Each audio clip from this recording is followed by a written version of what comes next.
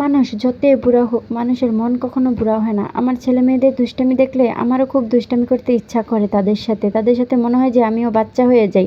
তারা বৃষ্টিতে ভিজতে গেছে ছাদে, তাদের সাথে আমিও চলে আসলাম বৃষ্টিতে ভিজার জন্য।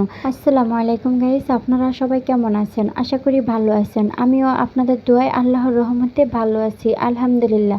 আমার ছেলে মেয়েদের ভিজা দেখে আমিও চলে আসলাম ছাদে ভিজতে। বৃষ্টিতে ভিজতে এসে মনে পড়ে গেছে বৃষ্টির পানি নেওয়ার জন্য। বৃষ্টির পানি দিয়ে ডাল রান্না করলে ডালের কালারটা অনেক সুন্দর হয়, আর ডালটা দেখতেও খুব ভালো লাগে। বৃষ্টির পানি তো হচ্ছে সুস্বাদু পানি। এই পানি দেখেন না, গাছে পড়লে এক রাতে গাছ কত বড় হয়ে যায়, গাছের কালারটা খুব সুন্দর হয়ে যায়। বৃষ্টির পানি নিলাম, ছাদে ভিজলাম। ভিজার পরে যখন রুমে আসছি তখন দেখতেছি কাঁঠাল আমার ঘরে। কাঁঠালটা আনলো কে? কাঁঠাল নিয়ে আসছে আমার নাগর, আমার হাজব্যান্ড। উনি কাঁঠাল নিয়ে আসছে বৃষ্টি দেখে বাহিরে। সেই কাঁঠাল আইনা উনি ভাঙতেছে কাঁঠালটা। কাঁঠাল দেখে মাশাল্লাহ মনটাই ভরে গেল। কাঁঠাল তেমন আমরা খাই না, কিন্তু কাঁঠালটা দেখে ভালো লাগছে। এখন আপনাদের মনে প্রশ্ন জাগতে পারে, কেন আমি আমার স্বামীকে ভিডিওর ভিতরে আমার স্বামী, আমার নাগর, আমার বর বলে ডাকি। এটা ডাকার কারণ হচ্ছে একমাত্র, আমি যদি আপনাদের ভাইয়া বলে ডাকি তাহলে আমার ভিডিওটা আমার শ্বশুরের সামনেও যেতে পারে। তো আমার শ্বশুরের তো ভাই না আমার স্বামী, আমার স্বামী হচ্ছে আমার শ্বশুরের ছেলে। যদি উনি ভিডিওটা দেখে তাহলে আমি যদি এখানে বলি যে আপনাদের ভাই, তো আপনাদের ভাই মানে সবার ভাই, তাই না? এজন্য আমি বলি না। এখন চলে আসলাম আমার ছোট্ট সংসারের কাজগুলো গুছিয়ে নেওয়ার জন্য। এই ছোট্ট সংসারটা একটা সময় খুবই ছোট ছিল, এখন খুব বড় হয়ে যাচ্ছে। যত দিন যাচ্ছে ততই সংসারটা বড় হয়ে যাচ্ছে।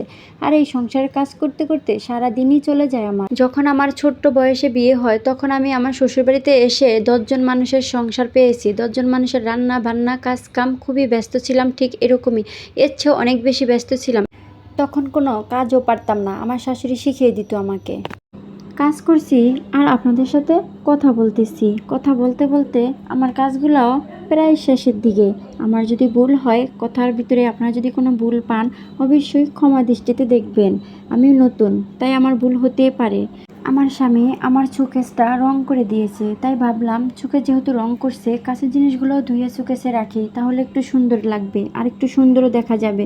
তার জন্যে এই কাছের জিনিসগুলো ধোয়া, তাছাড়া ধুতাম না। যারা সাংসারিক নারী তাদের সবারই সংসার গুছিয়ে রাখতে খুবই ভালো লাগে, আর তারা খুবই ভালোবাসেন সংসার গুছিয়ে রাখতে। নিজের সংসার নিজের মতো করে গুছাতে কে না চায় বলুন? সবাই চায়, প্রতিটা নারী চায় নিজের সংসারটা নিজের হাতে নিজের মতো করে গুছাবো। কিন্তু সেখানে যদি কেউ বাধা দিতে আসে তাহলে কেমন লাগে? তখন তখন তো খুব কষ্ট লাগে, তখন তো খুব খারাপই লাগবে, তাই না? দেখুন, আমার নিজের সংসারটা আমি নিজের হাতে সব কিছু করেছি, এখানে যদি কেউ মাতব্বরি দেখাতে আসে তখন তো একটু খারাপ লাগবেই। যখন ভিডিওতে ভয়েস দিতে আসি তখন শুধু ভাবতে থাকি কি ভয়েস দিব, আসলে ভয়েস খুঁজে পাচ্ছি না, তাই ভয়েসে মনে যা আসে তাই দেই। আপনারা যদি ভুল হয় আবারও বলছি ক্ষমা করে দিবেন। আজকে এখানে শেষ করলাম শান্তা ফ্যামিলি ব্লগ। সবাই ভালো থাকবেন, সুস্থ থাকবেন, আল্লাহ হাফিজ।